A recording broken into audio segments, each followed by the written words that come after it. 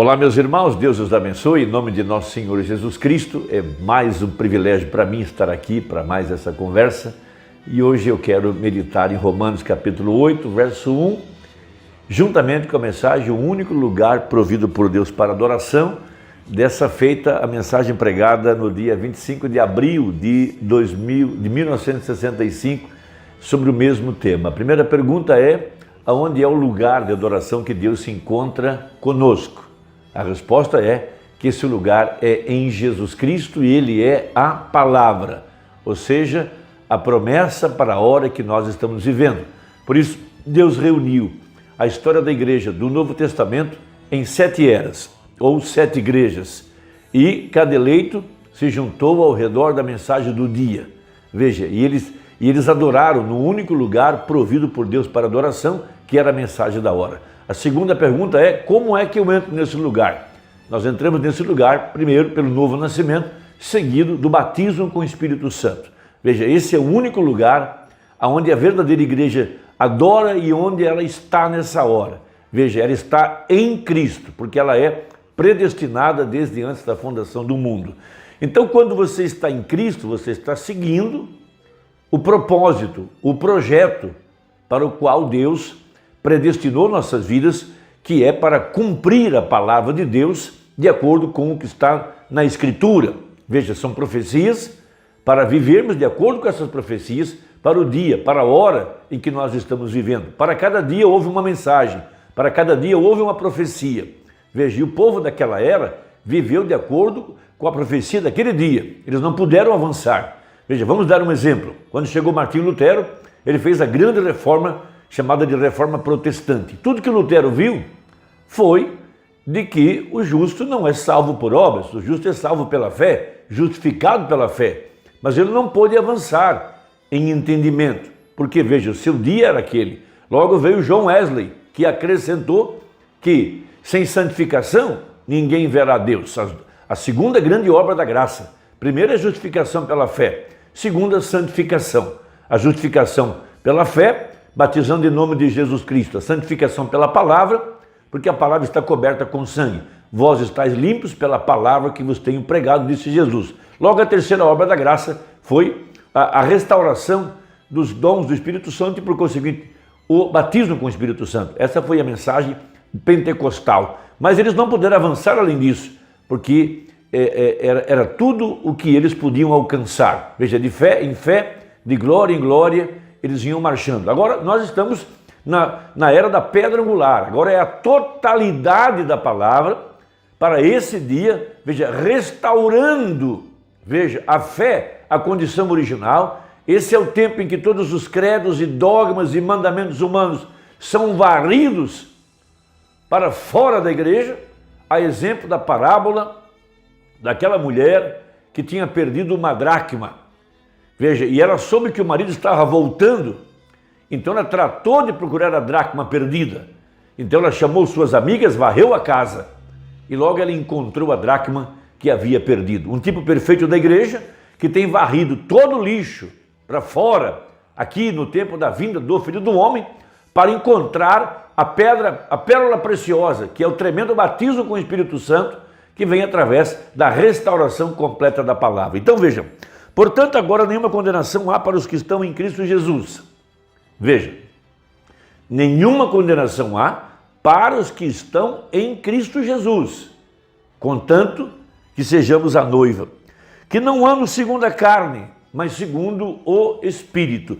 Então a verdadeira igreja, ela seguirá a liderança do Espírito Santo, ela cumprirá a Escritura para a hora em que nós estamos vivendo. Nós não estamos guardando as tradições. Não, nem o eleito está guardando mandamentos, teologia, tradições feitas pelos homens. Tampouco nós estamos presos ao ensinamento científico, do evangelho científico, dessa era científica em que estamos, onde Satanás é o Deus dessa era maligna. Veja, e ele cegou o entendimento do povo da era de Laodiceia, porquanto é a única era cega de todas as 7 eras, porque esse é o tempo em que a ciência tem se multiplicado e as denominações têm surgido, cada dia uma nova denominação, tudo isso para cegar o entendimento do povo, esse é o joio sendo amarrado. Veja, esse é o tempo em que a igreja está debaixo da graça. Graça é um favor que nós não merecemos. De acordo com Zacarias, ele viu a pedra cortada sem mãos, com 7 olhos, e veio clamando, graça, graça a ela. Essa é a mensagem de Malaquias 4, é a mensagem de Apocalipse 10:7. É a mensagem de graça. Graça é um favor que nós não merecemos. Veja, que tem vindo a verdadeira igreja para vivificá-la. Veja, a verdadeira igreja, ela tem a mecânica, ela tem a palavra, mas ela tem o poder do Espírito Santo para vivificar nossos olhos espirituais para ver o cumprimento da profecia nos nossos dias.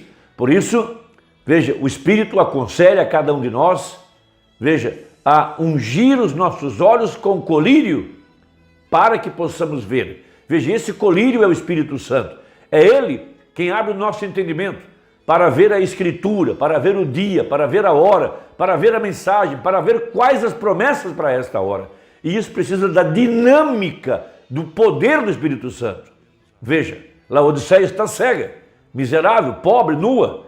Veja, o mundo científico, o mundo das religiões estão cegos, miseráveis, pobres, nus e não sabem. Veja, porque o anticristo, em princípio, não é o comunismo. Muito embora o comunismo esteja errado, o comunismo é antibíblico, é contra a palavra. Mas veja, o engano vem do espírito religioso, porque Satanás é engano e engano religioso. Veja, tão parecido com o verdadeiro que, se possível fora, enganaria até o eleito. Então essa é a verdadeira igreja que tem sido vivificada pelo Espírito Santo para a promessa para esta hora. Então veja, na mensagem O Lugar de Adoração Provido por Deus, pregado em 25 de abril de 1965, falando sobre este tema, veja, a respeito dessa citação de Romanos, capítulo 8, ele diz assim, agora, depois que você está nesse corpo, Romanos 8:1 diz, portanto, agora nenhuma condenação há para os que estão em Cristo Jesus, que não andam segundo a carne, mas segundo o Espírito. Ou seja, sendo liderado pelo Espírito Santo para cumprir cada profecia, cada promessa, cada preceito, cada parte da palavra que está predestinada para essa hora. Veja, conhecendo qual a Escritura que diz respeito à noiva desse dia, que tipo de promessa temos para esse dia? Veja, a Bíblia fala, assim como foi nos dias de Ló, assim será nos dias da vida do Filho do Homem. Veja, Ló foi, Abraão, um contemporâneo de Ló, foi visitado pelo anjo do Senhor, Deus mesmo em carne humana, e ele se alimentou do corpo palavra do Filho do Homem, e à medida que ele se alimentava do corpo palavra, ele ia sendo transformado de fé em fé, veja, de acordo com a profecia, até receber o Filho da promessa. Veja, essa é a Bíblia e essa é a palavra, essa é a mensagem para esta hora. É aí que nós temos que ter nossos olhos ungidos para poder enxergar e entender o que o Espírito quer fazer com a palavra.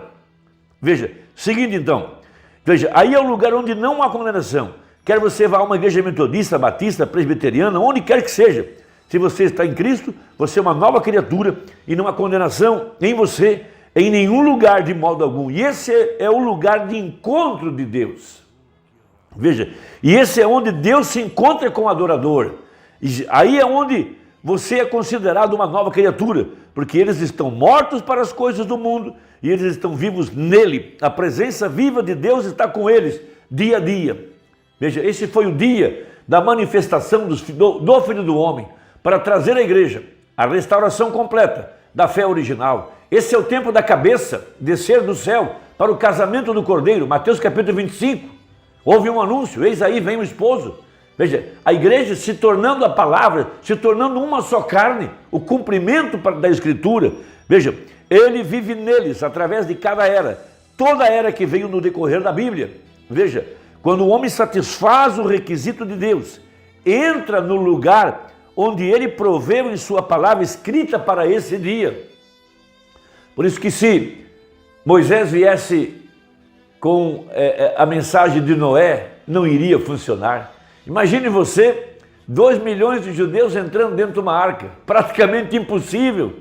Era outro dia, era outra mensagem. Qual era a promessa? Um cordeiro pascual. Veja o sacrifício, sangue na porta.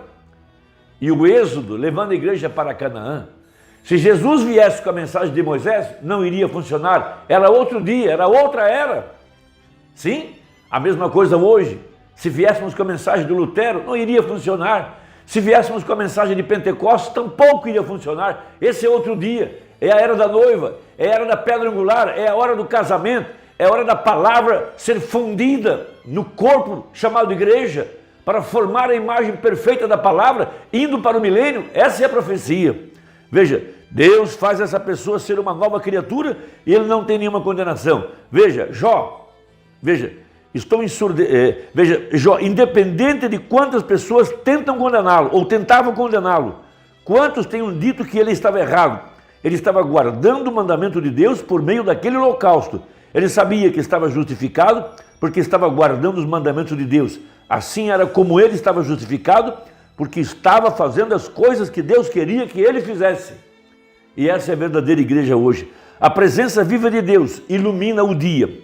Cada dia, da morte dos credos e para a vida e para a palavra do dia. Agora, Deus tem coisas que ele faz. Veja, trazendo isso à nossa estação, como uma florzinha, como eu disse a outra manhã no café da manhã, quando uma semente vem para a luz, ela começa a crescer e ela bebe da fonte de Deus e continua se esforçando para cima até que chega a parte do botão e sobe até a flor na floração. E agora verificamos que quando começamos com Cristo, nós crescemos da mesma maneira, porque crescemos em graça e na admoestação de Deus. De Lutero a Wesley, de Wesley a Pentecostes, de Pentecostes aos dias da voz do sétimo anjo, crescendo, dos pés à cabeça. Essa é a era da pedra angular, tudo congregado em Cristo, e Cristo é a palavra. Veja, o único plano provido por Deus para qualquer era é a sua palavra. Seu Filho veio e manifestou toda a promessa que foi prometida para a sua era. Todos os profetas vieram exatamente em tempo, e eles eram a palavra de Deus vivendo na terra, e eles eram a palavra, e Jesus disse que eles eram deuses. Jesus chamou aqueles profetas de deuses. Veja, agora o 110, agora encontramos que em cada era, quando Deus dizia que certa coisa aconteceria, aqui vinha esse homem e manifestava isso, aqui vinha o seu povo e vivia isso, e esse era o próprio Deus vivendo no povo, a palavra, porque isso era uma resposta de sua palavra. Agora, o único plano provido e o único provido por Deus hoje é seu Filho, através de sua palavra para esta era, Cristo, nos dias da vinda do Filho do Homem. Veja, para a era vivificada pelo Espírito de sua vida vivificada. Veja, agora, nós temos grandes escolas de teologia e muitas vezes, quando fazemos isso, agora, nada contra isso, certamente que não, porém, veja você, quando se tem uma escola de teologia, veja, Jesus disse em São João 4, o tempo está vindo e agora é, quando Deus, sendo Espírito, será adorado em Espírito e em verdade. Agora, algumas pessoas têm Espírito, mas não têm a verdade. Outros têm a verdade, mas não o Espírito. O que nós queremos é ter os dois. Ter a mensagem, ter a palavra e ter a dinâmica, o poder do Espírito, para ungir nossos olhos, para ver o cumprimento da palavra. E à medida que nossos olhos são abertos, nossa vida é transformada. Veja, Deus coloca o seu Éden em nosso coração, uma civilização de fé, que vive da árvore da vida, que é a palavra. Veja, crescendo na estatura do varão perfeito, santidade, vivendo da palavra para este dia, para gerar o corpo, palavra do Filho do Homem, Cristo agora em sua igreja. Deus te abençoe, espero que ajude, e até a próxima, se Deus quiser, em nome de Jesus. Amém.